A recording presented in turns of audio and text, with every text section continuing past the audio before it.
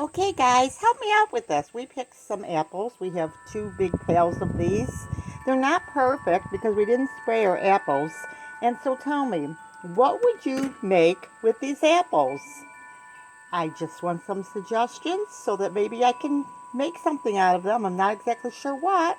I think maybe some apple crisp, maybe some apple pies. Anyone else have any apple things that you're doing with your apples this year? Clay suggested to me too to make some applesauce or apple butter.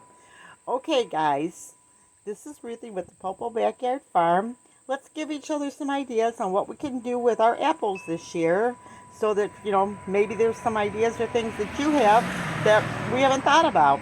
So please leave that in the comments below. And remember, big or small, you too can be a backyard farm. God bless.